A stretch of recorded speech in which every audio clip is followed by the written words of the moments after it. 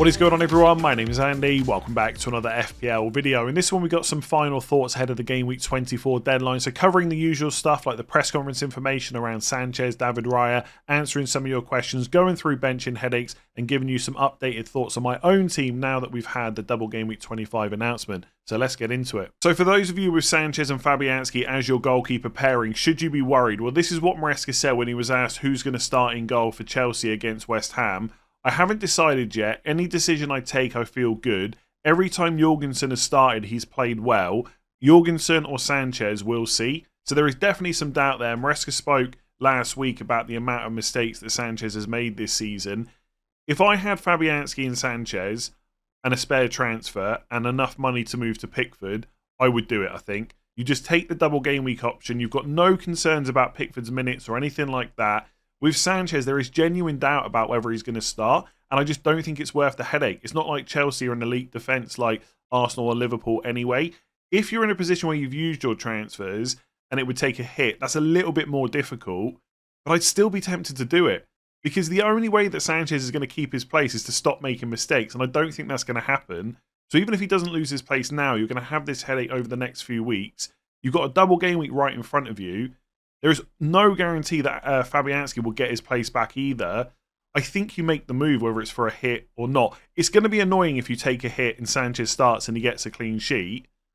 But I think I would do it just for peace of mind. So there's another £50 Amazon voucher up for grabs for Game Week 24. All you have to do is download Sleeper, which is completely free, using the link in the description below or scanning the QR code on screen, and join the Let's Talk FPL League. Whoever gets the most predictions correct for Game Week 24 will win that voucher. If there's more than one person with the same number of correct predictions, I'll do a random draw to determine the winner on the Game Week 25 deadline stream. So this is what I've gone for this week. A home win for Nottingham Forest against Brighton. I know they got smashed 5-0 by Bournemouth last week, but I think they'll bounce back this week. They've been pretty strong at home. I've gone for a draw between Bournemouth and Liverpool. I'm not sure how much Bournemouth's recent results are playing on my mind, but I think they will make it difficult at home to Liverpool. I've gone for Everton to beat Leicester just in case I use my assistant manager on Moyes. I want to back them all the way. Ipswich to beat Southampton as well. A draw between Newcastle and Fulham. I don't think it'll be an easy game for Newcastle. They might win. They're probably slight favourites, but I think Fulham have been decent this year. So I'm going to back them to get a draw away to Newcastle. Villa to beat Wolves away. Brentford to beat Spurs at home. Maybe with Spurs getting some players back, that might not be such an easy game. But I think Brentford, again, are strong at home. United to beat Crystal Palace, especially with Eze not being available. A draw between Arsenal and City. And then I've gone for a Chelsea home win. It's really easy to play. Make sure you sign up using the link in the description below or scanning that QR code on screen. Get your predictions submitted before the games kick off and you might win that voucher. So for Liverpool, Arne Slot said that Joe Gomez, Darwin Núñez and Diogo Jota are all back in training. Jota in particular I thought was going to be out for a little while longer. He says he has to wait and see if they can face Bournemouth, so it's not a guarantee that they will be in the squad. I think Núñez missed out midweek because of illness, so presumably he will be in. Jota and Gomez have been out for a little while, so maybe not quite so close to playing. Does this affect other Liverpool players that massively? Probably not. I think we all know that Van Dijk and Konate are first-choice centre-backs. Gomez might step in some games off the bench or maybe in those more rotatable games like in the FA Cup. I don't think that's a huge problem if you've got Konate. Jota maybe takes minutes off of Diaz and Gakpo, but he hasn't started a game since Game Week 7. He cannot get or stay fit. I don't think it's a massive problem. If he can prove his fitness over the next kind of 2 to 4 weeks when Liverpool have got a lot of games, I'm sure he will get some minutes off the bench. But if you've already got Gakpo, I wouldn't see it as a massive panic. If you're only on 2 Liverpool players and you were thinking about getting Gakpo, maybe you can use this as your excuse to go for slot assistant manager instead. But if someone that maybe already owns Diaz or Gakpo, I wouldn't let this affect my thinking too much. If you were going to hold on to them anyway, I would still do it after this update. So in the Arsenal press conference, Mikel Arteta was asked about David Raya. He said, "We are still uncertain. We have another session tomorrow, another 48 hours, so let's wait and see. It's a muscular issue." Now, he wasn't in the squad for Arsenal in the Champions League game they had midweek. I wouldn't say that was a must-win game, but I did find it a bit odd that he wasn't in the squad whatsoever. So I think we have to assume there is a genuine issue here, and he is a doubt for the Man City game. Now, for what it's worth, I'll be very surprised if he's not in the team for that City game. So I wouldn't panic too much. But if you're sat there with Raya and Fabianski and Raya misses out, you're in the same position as Sánchez owners where you might not have a goalkeeper. Now, it's an annoying situation because if Arsenal beat Newcastle in the Carabao Cup and Raya does play against City, he's then got a double in 25. But I think with the information we've got right now, he's a slight doubt. Whether you believe Arteta or not, there is some doubt there. The double in 25 is far less guaranteed than the Spurs or Liverpool one because Newcastle have a 2-0 lead. And you've got other players you can go to this week, like Jordan Pickford, for example, at Everton. So I think if I can do it for free, I'd probably sell Raya this week and just hope that he misses out against City, because obviously it's going to be annoying if he plays and keeps a clean sheet. If it's for a hit, it's a bit trickier. But if you're buying a double game week player, I don't mind selling him still, even if it's for a -4. So just to go through some benching headaches that people sent to me, as always, if you've got 2 players on this list, whoever's higher up the list is who I would put into the 11. So Gordon's right at the top against Fulham at home, then Chris Wood against Brighton at home. Both really good options this week. You could make an argument to switch those two around and have Wood ahead just because he's on penalties. But either way, those 2 players, for most people that still own them for game week 24, I would have them in the 11. No harm if you want to sell them. Absolutely, in some cases it might make sense. But if you've got them, I would definitely be looking to play them. Then I've got Mateta up against Man United away. Not quite such a good fixture on paper, but we're assuming that he's on penalties, that he's going to take the next one ahead of Eze. I think most of us think that he will. And there's going to be a bit of a theme here with penalties. After Mateta, I've gone for Amad Diallo, because I think fixture-wise, Crystal Palace at home is pretty decent. He didn't start last night, almost guaranteed to be in the 11 against Palace at the weekend.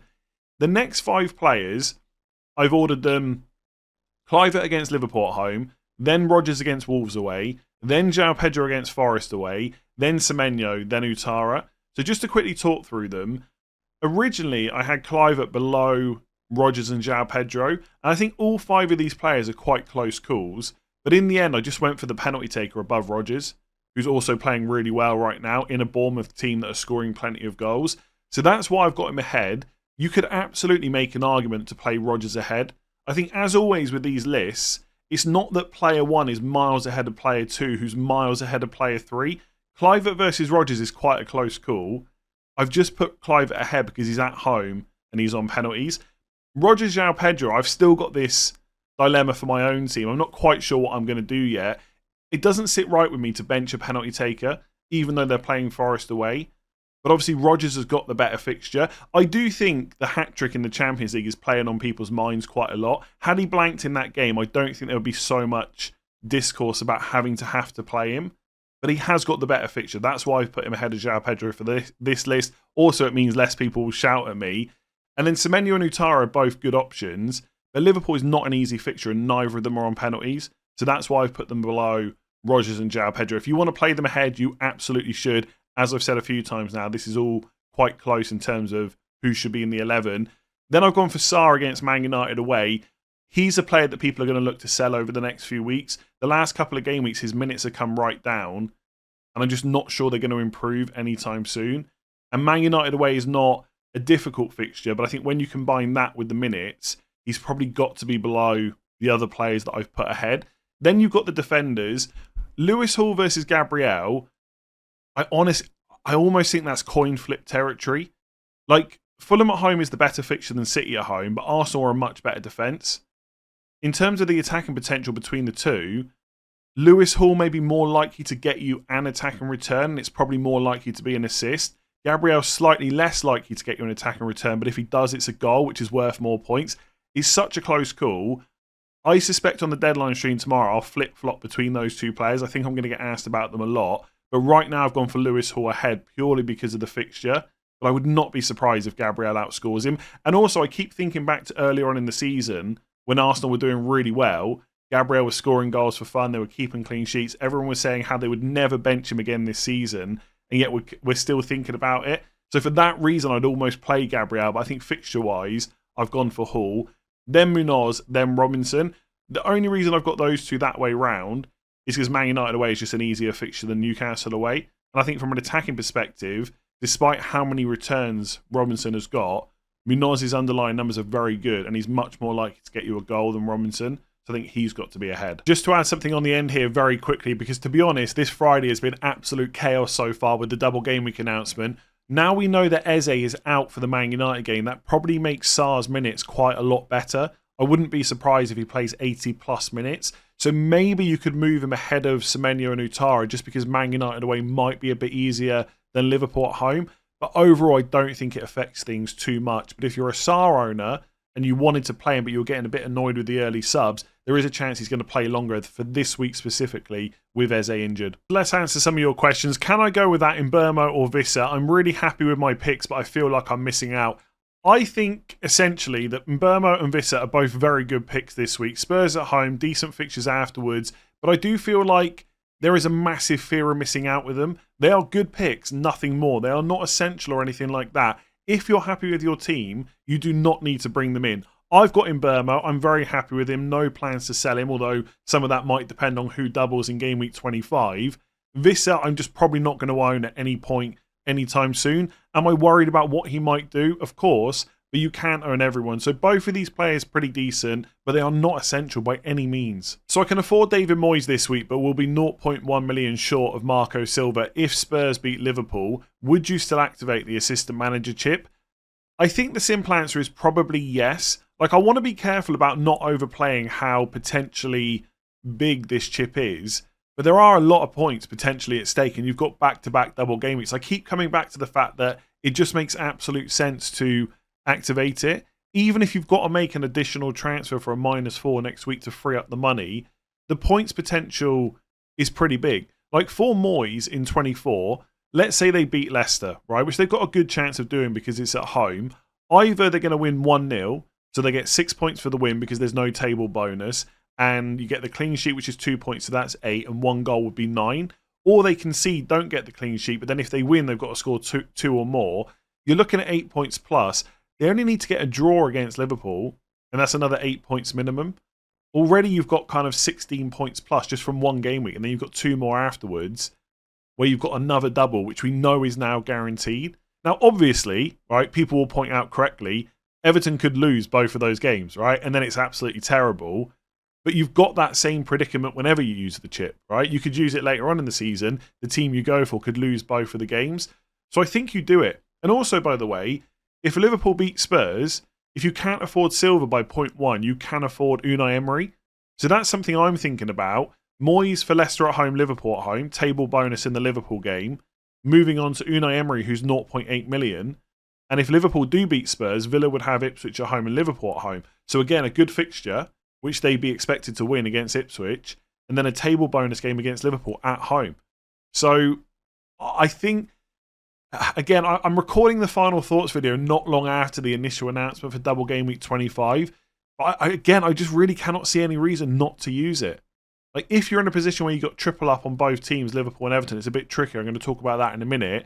But I would do it. I would figure out how you're going to fund it next week. Because also remember, all of a sudden, you might be freeing up money by selling a player to a double game week player. So even if you're taking a -4, you've got another assistant manager with 2 games, and you're probably buying a player with 2 games as well. I really do think this is quite significant for this season, that the chip has to be activated, and you shouldn't be as afraid to take hits for it. So which Liverpool players would you sell for slots? So this is when you're in the position of having a triple up on Liverpool, but wanting to use the assistant manager on Arne slot. I guess if we look at it logically, Salah is the best Liverpool player to own. No one would disagree with that, so you can't sell him. I would have the second best option as Trent, and therefore, if you're going to sell a player for slot, it's whoever your third player is. Van Dijk, Alisson, Konate, Gakpo. I'm not saying you have to sell them, but if you really want to use it on slot, that is who you would have to sell.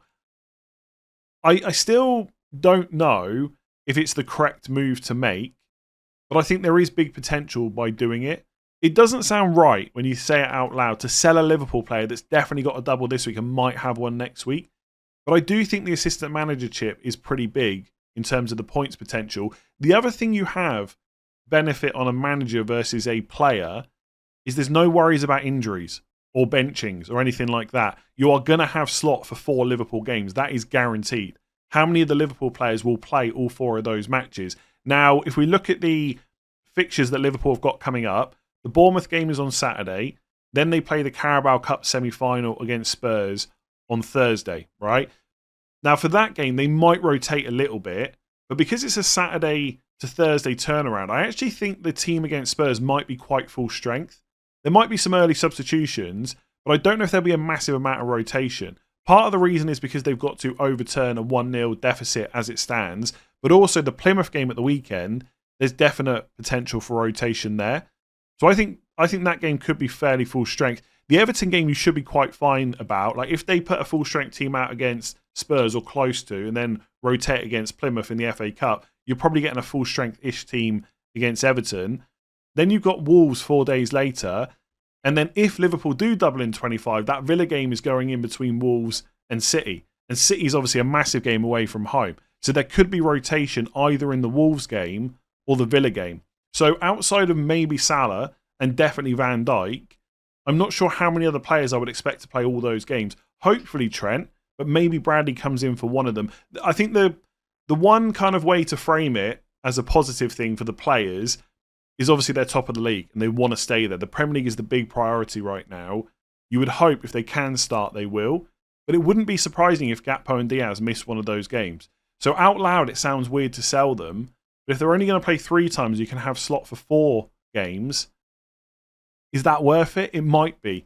I really wish I had a definite yes or no for you. I'm really not sure what I'm going to do for my own team. But I think the likes of Konate, who've got a pretty not great injury record, maybe Gakpo, because Jota's now back in training. Now, could they only play 3 games? Possibly. It might not even be worth selling even if they play 3 games. It's a really tight call. You can tell by the way I'm giving this answer. I'm talking about it a lot because I'm not sure which way to go. As it stands, I don't know what I'm going to do. I really don't. If you're unsure, just go for Moyes instead. I really don't mind Moyes into Silva, into Postecoglou, into Unai Emery, whoever it ends up being. And it might be that if you go for Moyes now, one of your Liverpool player gets injured, you sell them next week in 25, and if Liverpool beat Spurs, then you've freed up the money, you can just switch to slot instead. So you've got plenty of opportunities to move things around later. So Konate probably, Gakpo maybe, but it's hard to do it after he's just got 3 returns. Van Dijk only because I think Trent and Salah are better. It's a really tricky one. I don't think I could talk about this for another 2 hours and I'm not sure I will come up with a definite yes or no. But I guess tomorrow on the deadline stream, you'll see what I do. So I'm already on triple Liverpool and triple Everton. Are there any benefits to saving the assistant manager until game week 25 for Unai Emery, which would probably save a -8? Now, I don't know your specific team and thoughts on future moves and stuff like that. I'm not sure why it's costing a -8. Maybe that's so you can get the money for slot. But if you could just sell one Everton player, free up 0.5 million and get Moyes for a -4, I still think that's worth it. I get the idea behind not taking a -8. That makes sense, right? And you activate it next week instead. But by doing that in 25, you're losing a fixture from this week.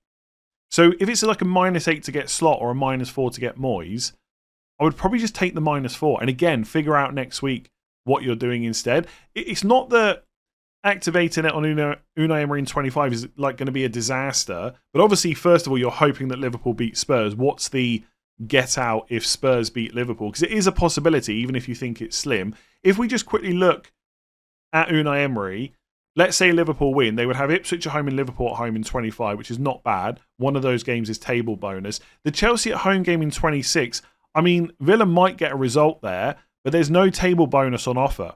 Like, there's only 3 points between the 2 teams and 2 places. So that's almost certainly just going to be a standard game. If Villa draw that, there's hardly any points up for grabs. And then 27 is Palace away, which is fine. Villa can get a result there, but it's not really what you'd be looking for. So you're probably looking to use transfers, even if you bring Unai Emery in 25, to move on in 26 or 27. So I think because of that, I would probably just rather use the transfer now instead of later on. So again, I'm really conscious that I'm super invested in having to use the assistant manager chip now. And if it becomes a disaster, I know what the comments are going to be in 2 or 3 weeks' time. Content creators were going on and on about assistant manager. It wasn't that big, but I think without that hindsight, I think it really is worth just using it this week, whichever way that has to happen. And if you can avoid a -8 and just take a -4, that probably is worth it. So does Beto start both games now Calvert-Lewin is out for Everton? And I guess because of the lack of forwards they've got at the moment, he pretty much has to. I've not really mentioned him too much on the channel, but actually he's only 4.9 million. So as it stands, you've got a potentially very cheap forward that's probably going to start both games in the double. The only word of caution that I would have is the January transfer window is open until Monday. The deadline for 24 is on Saturday. So it is possible, because let's be honest, clubs leave things to the last minute all the time, that you go for Beto, he starts against Leicester, which I guess is the better fixture anyway, but then they sign a new forward ahead of the Liverpool game. And depending on who that forward is, they might just come in and play straight away. So there is some risk there, but he's only 4.9 million. I guess you have to decide for your own team. If you buy him and then he loses his place, how much of a disaster is that going to be? So I'm going to talk about my own team. A lot has changed since the team selection video yesterday with this double game week announcement. So I had 4 free transfers going into game week 24. I've used 2 of them already. I made them on Sunday night. I did Raya to Pickford and Calvert-Lewin to Njai. And the team is pretty well set up for the double. The other news that we've had today that I didn't have yesterday is that Eze is out. Apparently it's to do with the knock that he picked up, I think against Arsenal in one of the cup games in December. And they just want to make sure that he's pain-free. So they're leaving him out of the squad. I don't know how long he's going to be out for. He might even be back in 25. But obviously the minutes might go down now if he's still carrying this knock. So it's a bit of an issue. But actually it solves a benching headache for me. I wasn't sure who to bench between Rodgers and João Pedro, even though everyone was screaming play Rodgers at me. Now I can just bench Eze instead. Because when I look at the fixtures for 24, there's not really many midfielders that I want to bring in for this week specifically. Like, I know everybody's buying Kluivert, Semenyo and Utara, but if I do Eze to one of those Bournemouth midfielders, I've then got to bench one of João Pedro and Rodgers. I don't think it's worth it. And there's no other midfielders that I can really see that I would want. I've already got Rodgers, who might double next week. It's not the right time to buy a Newcastle midfielder. I've already got Mbeumo. Like, Ahmad's fine this week, but I don't desperately need him ahead of Rodgers or João Pedro. So I'm probably just going to bench Eze. I've got Greaves against Southampton at home and Anderson against Newcastle away on the bench. And then next week, I can just deal with Eze then. Like, let's say that Spurs beat Liverpool in the Carabao Cup final, semi-final, I should say, sorry. And then Spurs are doubling in 25. Maybe I go and buy Kulusevski or someone like that, right? It's not a guarantee, but I can just put off the decision until next week. It might be that I just buy the Bournemouth midfielder then. So, plan right now, bench Eze, play Rodgers and João Pedro, not use a transfer on any of those players. So I've got 2 free transfers left. I'm definitely going to activate my assistant manager chip. I think I've already spoken about it enough now. It feels like a no-brainer to me.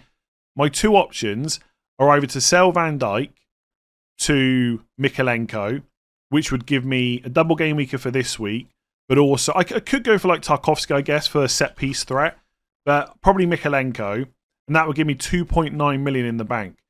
So that gives me more than enough money to go for slot. So I'd have 3 Everton, 2 Liverpool, and I'd have slot for the next 2 weeks. Unless Liverpool don't double in 25, in which case I'll use a transfer to move him on. The other option, which I'm actually, I don't know, starting to lean towards, is to keep my 3 Liverpool, because I think in Salah, Trent and Van Dijk, I've probably got the 3 players that are most likely to play decent minutes over the 4 games if Liverpool double in 25. Not to say that Van Dijk is miles better than Gakpo, etc. I think he's more likely, he's going to play all the games, right? So there is a temptation to keep them. And because I've got 0.9 million in the bank, I could just activate my assistant manager on David Moyes, hope that they beat Leicester, that's like 8 points minimum, and then hope they can get a result against Liverpool. And then all of a sudden you're on big points and you've still got 2 game weeks to go. And then because I don't want to click the assistant manager button yet and mess it up, right? But just to show you, because, where is he? Unai Emery. He's only 0.8 million. I've got 0.9 in the bank. So I can go from Moyes to Unai Emery without having to free up any other money. And it's quite likely now that I will do Eze to a Bournemouth midfielder next week, which will give me even more money. So I'm not going to get stuck for cash. And I've got 2 transfers left. And it doesn't cost a transfer to initially activate the assistant manager. It only costs a transfer when you want to swap them, basically. So I could go for Moyes and then still have... Actually, because I wouldn't be getting Mykolenko, that also saves me a transfer. I hadn't thought of that. Originally, I was going to get Mykolenko for Greaves, leave myself with 1 transfer, then next week I would have 2. But now, if I go for Moyes instead of Mykolenko, I also have 2 transfers which I don't need, and that would give me 3 next week. So I could easily deal with Eze, get any other double game week player I want, and then get whichever manager, maybe Unai Emery, maybe someone else. Because if Liverpool beat Spurs, he would then have Ipswich at home and Liverpool at home. So that's pretty much what I'm going to do. I think that's where I'm at, right? I haven't made a final decision. I really need to give it a lot more thought this evening. But I'm almost certainly going to bench Eze, play Rodgers and João Pedro. I think that's what I'm going to do anyway. And then Van Dijk to Mikalenko to go for slot assistant manager. Or save my other 2 transfers and just go to David Moyes. Now I've thought about that extra transfer thing, that actually sounds quite nice. I mean, obviously, if I go the Mikalenko route and use a transfer and Liverpool win in the Carabao Cup, I'm then not using a transfer on a manager next week. So essentially, I'm not really saving one, potentially. I don't know. It means I don't have to sell one of my Liverpool, though. I don't know what's gonna make me make that decision, though. That's it. There's no point rambling any longer. I've already been rambling for over 5 minutes. I'm benching Eze, probably, and I'm going to do Van Dijk to Mikalenko, Arne Slot assistant manager, or I'm just going to go David Moyes. I'm definitely using the chip this week. It will be active by the time we get to the deadline stream tomorrow. So join me for that. I should be starting about 9 AM UK time Saturday morning. If you enjoyed that video, make sure to give it a like, hit that subscribe button, rate 5 stars, check out Sleeper and get your Premier League pick'em predictions in, and join my Let's Talk FPL League using the link in the description below. And yeah, hopefully that was useful. I'll catch you tomorrow. I'm sure there'll be no chaos on the stream tomorrow whatsoever. See you then.